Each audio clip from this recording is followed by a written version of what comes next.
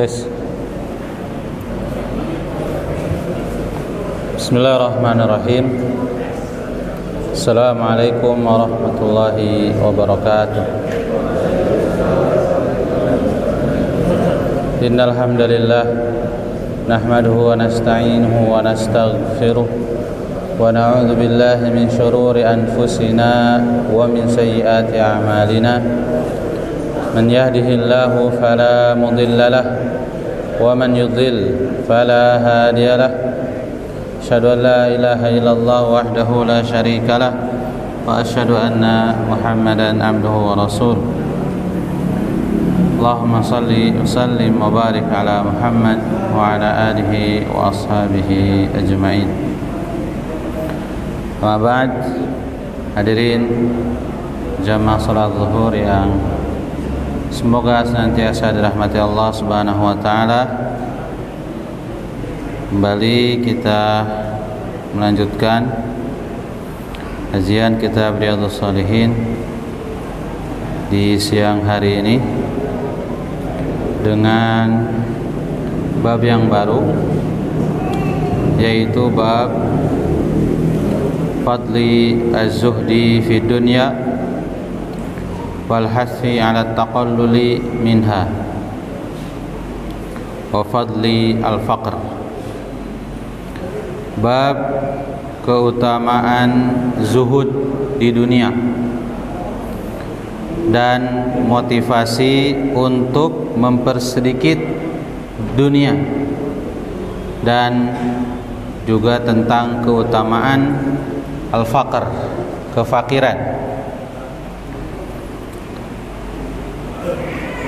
Seperti biasa, al-muallif Al-Imam An-Nawawi rahimahullahu ta'ala membawakan beberapa ayat yang berkaitan dengan judul bab. Namun kita langsung ke hadis. Hadis yang pertama dari bab ini.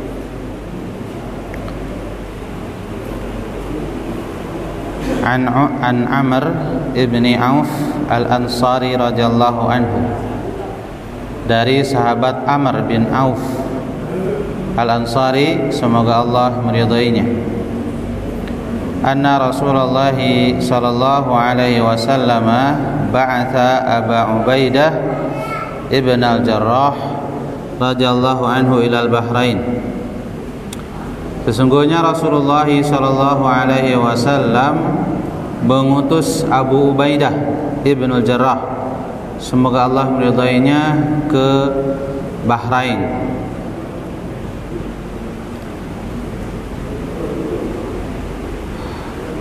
Tentu Bahrain dulu dengan sekarang berbeda.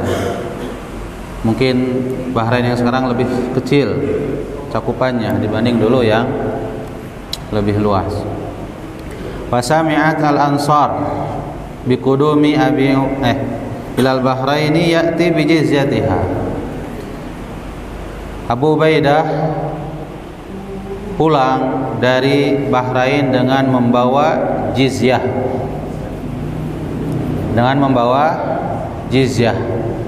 Apa itu jizyah, Kang Andi? Jadi Bahrain ini salah satu negara yang ditaklukkan oleh kaum muslimin. Ya, ketika sebuah negara sudah berada di bawah kekuasaan kaum muslimin, penduduknya cuma punya dua pilihan: satu, masuk Islam; dua, dengan tetap berada dalam keyakinannya. Tetapi sebagai jaminan mereka bisa hidup tenang, mereka harus membayar jizyah. Ya, jadi di Bahrain itu tentu orang-orang yang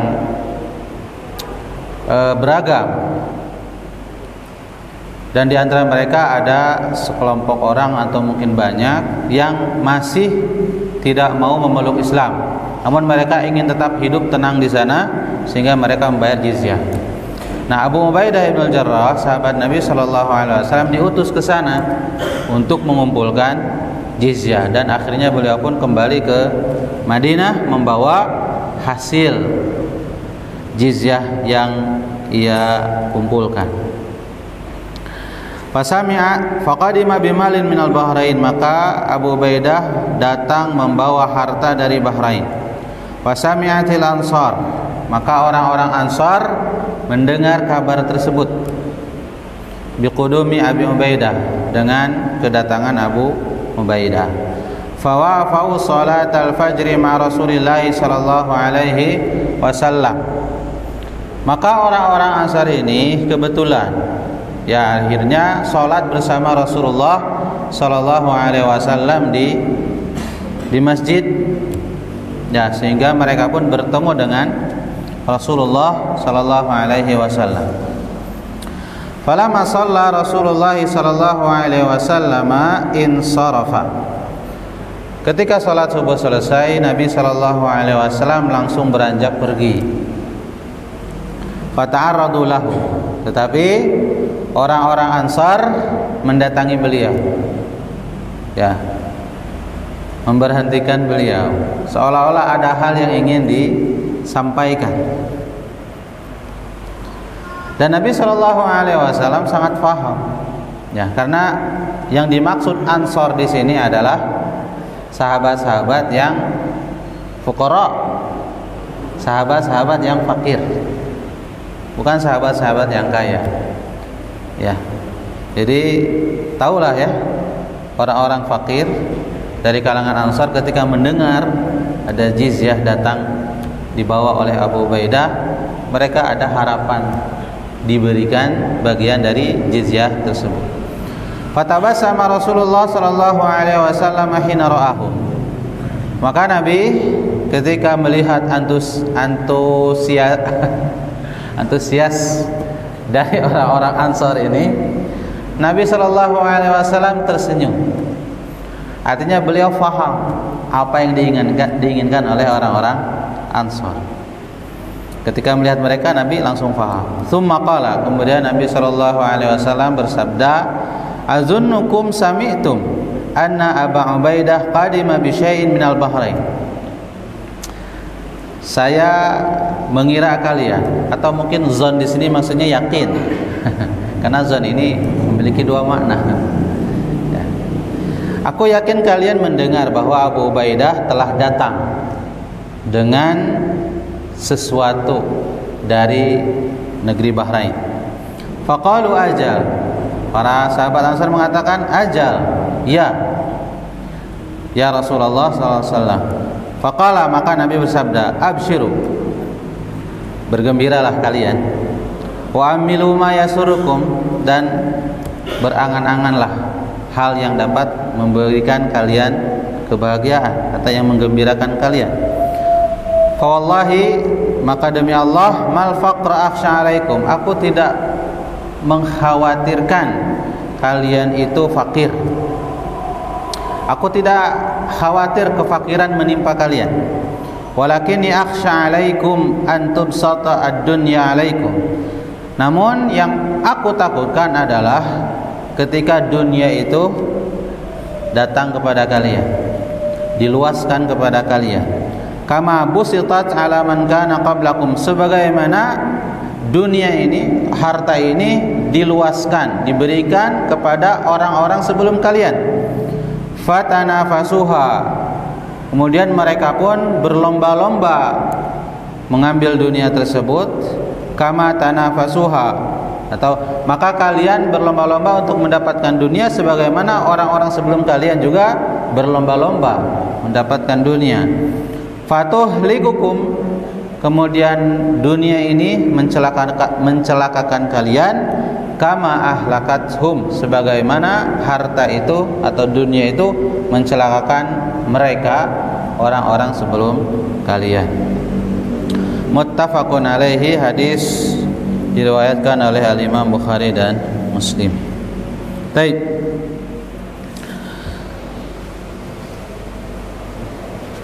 Anak kira sudah jelas ya hadisnya. Jadi ini sebuah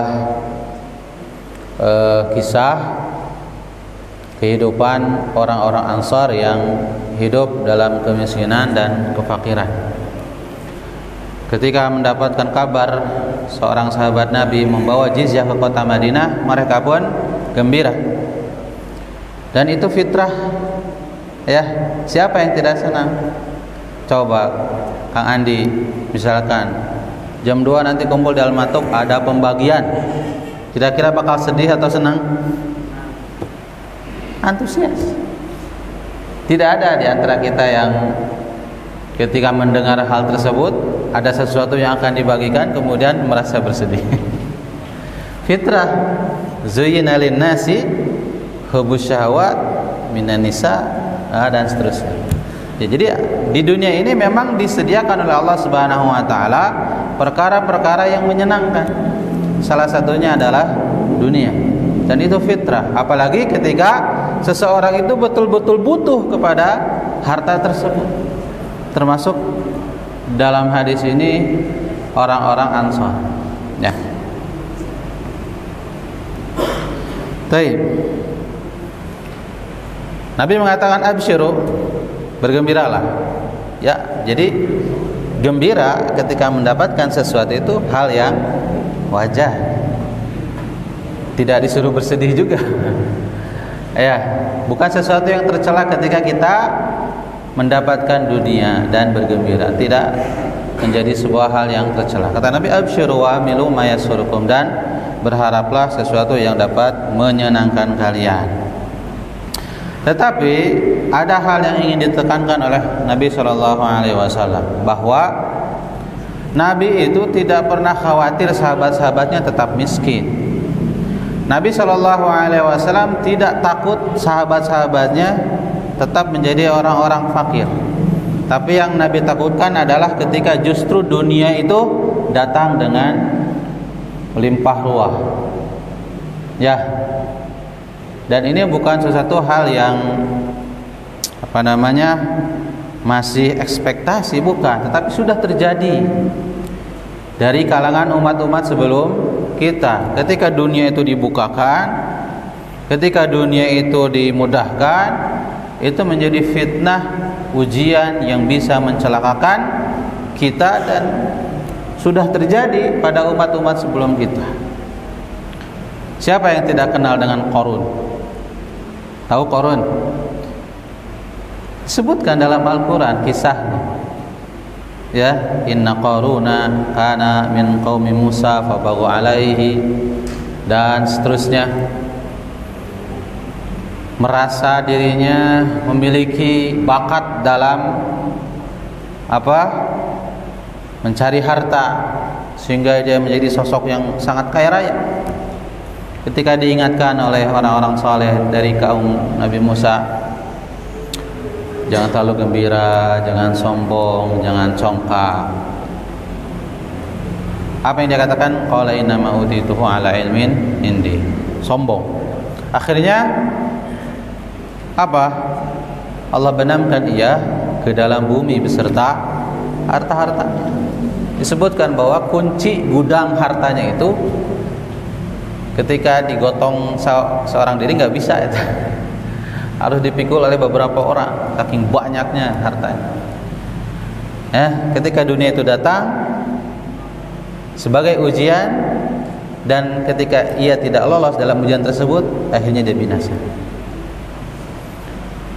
Dalam Al-Quran juga disebutkan contoh lainnya, Sahibul Jannatain, dalam surat Al-Kahfi yang sering kita baca hari Jumat. Apa ayatnya? Daraballahu mathala hayatid dunya. Apa ayatnya? Yang penting tentang dua orang, ya. Seorang laki-laki beserta sahabatnya. Yang satu kaya, yang satu miskin. Yang kaya ini memiliki 2 kebun yang melimpah ruah. Ada kurma, ada anggur, sampai dia berkata kepada sahabatnya, ana aktsaru minka malan wa walada, saya lebih banyak harta dan anak. Sampai dia mengatakan, ma adzunnu an tabida hadhihi abada, ini kebun enggak bakal hancur, akan selamanya saya nikmati. Sampai dia mengatakan, wa ma adzunnu sa'ata qaim, kiamat tidak mungkin terjadi.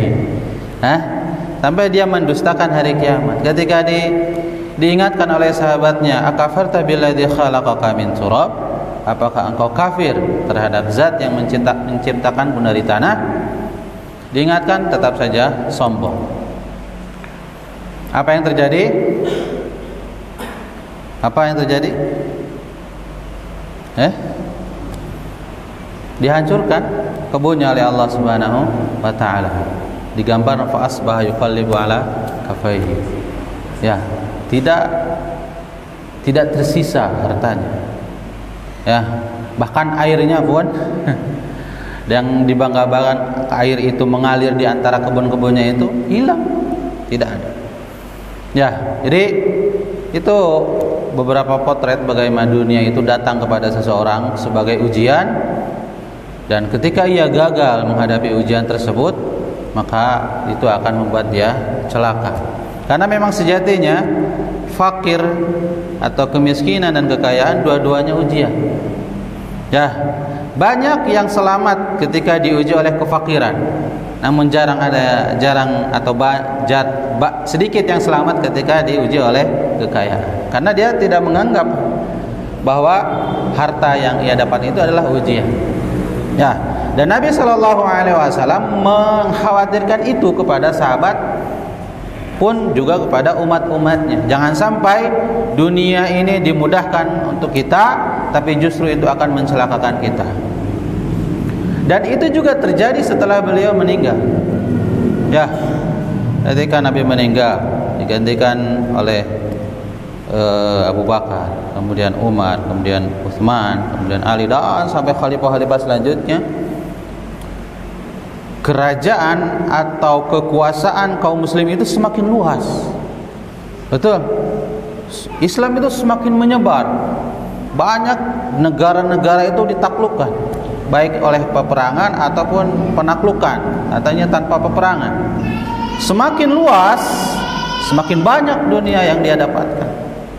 Ya, coba dari satu negara pajak berapa sekian, di negara ini, di negara itu semakin banyak. Dan kalau kita membaca tarikh, kita akan dapatkan beberapa pemimpin memang terlena dengan dunia. Dan akhirnya apa? Kerajaan itu runtuh dengan sendirinya. Jadi ini sebuah hal yang patut kita perhatikan dan kita camkan baik-baik, bahwa apa yang Nabi takutkan dari kaum muslimin itu bukan kefakiran. Rasulullah tidak khawatir kaum muslimin itu miskin, tapi justru lebih khawatir ketika dunia itu datang kepada kita, menguji kita, dan kita pun gagal, sehingga kita menjadi orang-orang yang celaka. Nas'alullah lana wa lakumul afiyah. Sallallahu ala nabiyyina Muhammad wa ala alihi wa sahbihi wasallam. Assalamualaikum warahmatullahi wabarakatuh.